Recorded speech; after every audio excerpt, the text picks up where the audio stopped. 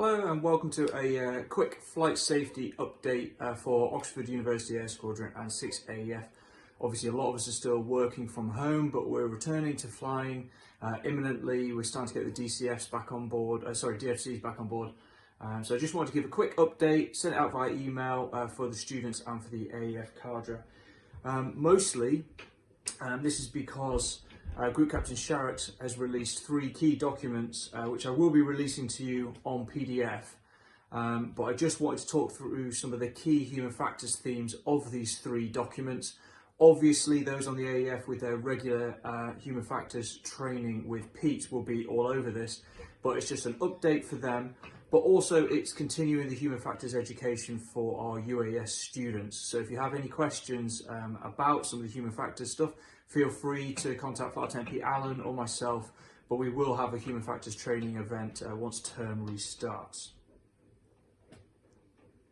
Okay, so the intent from Group Captain Sharrock then, my aim for total safety within 6 FTS is to deliver a world-class, safe and memorable experience which attracts the finest talent to regular and reserve RAF service. So you can see there that intent covers both the AEF with a safe and memorable experience, and it also covers the UAS with trying to attract the finest talent to the service. But let's look in a bit more detail from the update that he's just sent out on 3 key areas. So I want to look at distraction, currency versus competency, and low arousal. I will explain that term. I'll try not to make it too much of a carry-on movie. But I want to look at those 3 key areas of human factors.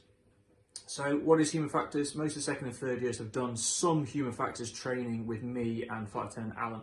But for those first years who haven't, some would describe it as common sense. Now, you can only describe it as common sense, and I'm sure the AEF cadre do, when you have some experience and some training. And then it is obvious that it is actually common sense. But when you're new to this and you haven't worked in a safety critical industry like aviation, like the NHS, like the oil industry, this will be new to you. So to that end, I actually found some very, very good videos online. So if you just look on YouTube, actually I had to put this in because I was going to forget. The Australian Civil Aviation Safety Authority. So that's who's publishing this. So everyone's got nice Australian accents. Even though it talks about Oxford Aviation, it's Oxford in Melbourne. But if you just look for human factors for pilots, if you just put that into YouTube, this will come up. And it's actually a really good set of videos. There's a whole load of them. But look for the introductory one, because that will explain to you what human factors is in big terms. The Australians have a very interesting viewpoint on this, similar to ours, but their flight safety culture is well regarded within the civilian field. Qantas have some very, very good human factors training and a very good safety record. And the human factors lead for Qantas actually speaks on these videos. So I would highly recommend this to any of the first years who want to understand what human factors is, because it is vital to everything we do, and it is vital to fulfill Group Captain Sharrock's intent and make sure we all have a safe and memorable experience. So, first topic I want to look at today is distraction. Distraction from unusual procedures as described in the risks and concerns that Group Captain Sharrock has at the moment. Distraction from unusual procedures. So what does this mean? Really good example, one of my first trips back flying again, I always put my helmet on at the line. I've always done it. I've always walked out without my helmet on so I can hear traffic, Bowsers and things like that coming to and from the aircraft. However, on this occasion, because of COVID, I thought I'd be a good boy, put my helmet on in the line hut and all my gear on, and then walk out. Because I thought that would be better for the COVID procedures. What did I do? I forgot to take my cushions. I didn't realise until I got to the line hut that I wasn't carrying my cushions like I always do. So, a new procedure for COVID-19 distracted me enough that I forgot my cushions, which I don't know when the last time I did that was, maybe when I was a UAS student myself. What's going to protect us from this? First and foremost, it's that mission bubble. We harp on about it time and time again, it leads the outbrief. But in theory, the mission bubble should keep us safe from this. So take security from staying in that mission bubble but stay in it right to the end. Think to the finish, as my old boss, Wing Commander Blackburn, said. I think he ended up as an Air Commodore. But think to the finish, okay? So until you are back doing the in-brief, you are still in that mission bubble, okay? Stay in it, just think about the next event and stay in that mission bubble, and that should stop you making silly mistakes like I did. Also, supervision. That is going to help us here. So for the holding officers on the desk, anyone else who's in that ops room, the duty pilot who's listening to the brief, okay? Let's just slow down a little bit and really listen to what people are saying. Okay, just take an extra little bit of time about everything we do. Keep it simple, stupid, until we get back up to normal running speed. There's an interesting case study about distraction. Probably the most famous one is United Airlines 173. I forget the captain's name now. It begins with Broom, I think, maybe. And he was a super experienced pilot. Long story short, when they put the gear down, one of the green lights didn't come down. They got so distracted and wrapped around the axle about their undercarriage light, they flew around in the hold until they ran out of fuel, and they actually impacted housing, some houses outside of Portland, Oregon. This is 1973, I think. Excellent case study if you want to look at distraction. This is one of the principal case studies actually that launched crew resource management training, because the captain was quite domineering. Really, really interesting case study. I would recommend looking at it perhaps within Black Box Thinking. Matthew Syed's fantastic book on human factors. Really, really interesting book where he takes lessons from human factors training within aviation, hence the black box, as in the black box in the cockpit, takes those lessons that aviation has learned and tries to apply them to other fields, most specifically the health industry. Fantastic book, and I would recommend it to any of you interested in human factors, and a great way to understand United Airlines 173 and how key distraction is. But for us, at our level, let's just stay in that mission bubble, okay? Oh, nearly forgot. New issue of Safe and Memorable has come out from the air safety team at headquarters. This is another document that will be published on the Flight Safety Board, along with these updates from the Commandant. They will all be on my Flight Safety Board, which I all know you look at religiously every time you come onto the squadron. I will also send them out as PDFs to all the AEF pilots, just to make life easier while we're a bit dispersed, okay? And it mentions a lot of these things that we're talking about today, like distraction with the new COVID-19 procedures. Okay, so the next topic I want to look at is currency versus competency. Currency versus competency.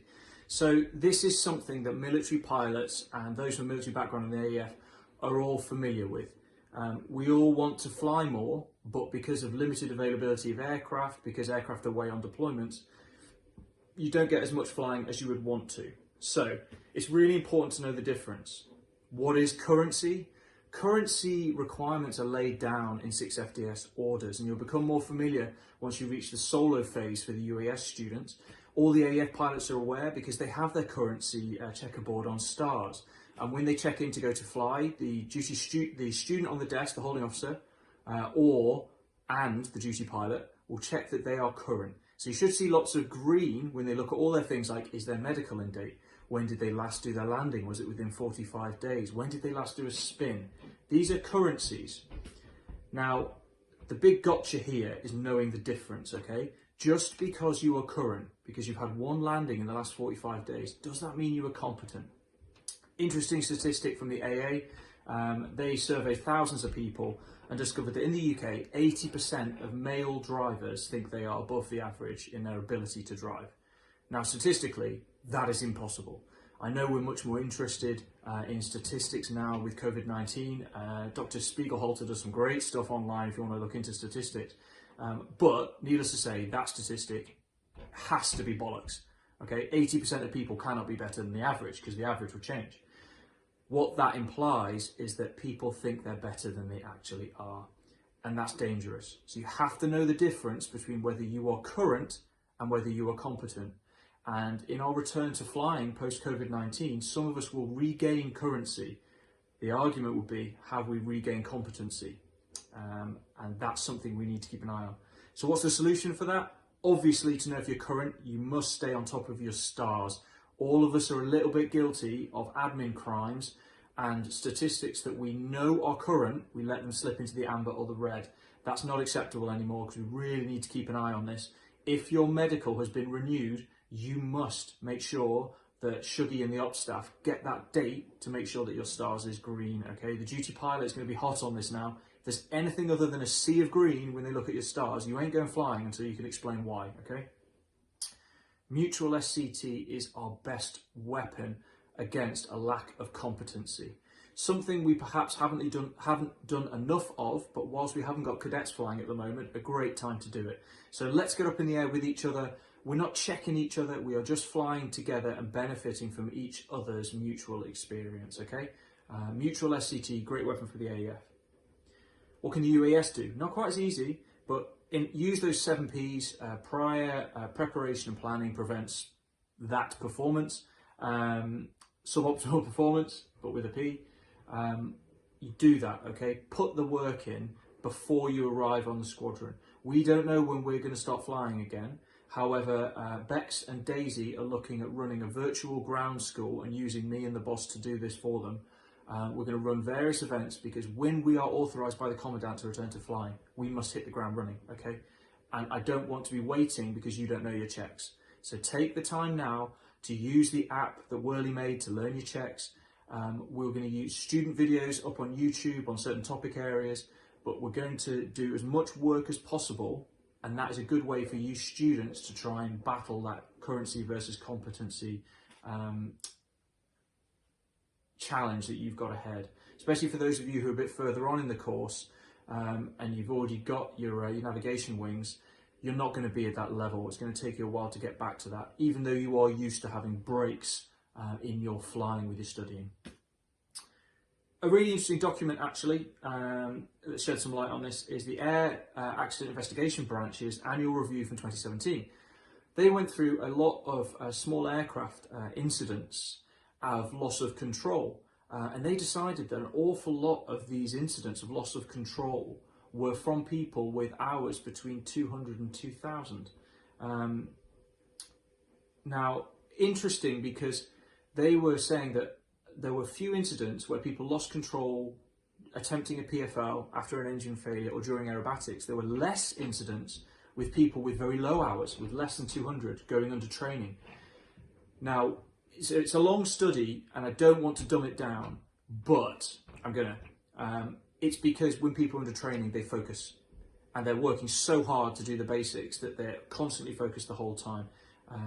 Whereas when you start to get more hours, 200 plus, arguably you get into complacency, which we'll cover in the next section. So I'd argue many of our AEF pilots are within that 200 to 2000 bracket on a tutor. I know I am. So it reaffirms the importance that we focus on our currency versus competency, because we're in that kind of danger zone. The 10,000 is there because that's what Matthew Syed, in another great book, I am a bit of a fan, called Bounce, he said 10,000 hours, that's when you become expert, okay? So none of us, not even the boss, are an expert on the tutor, okay?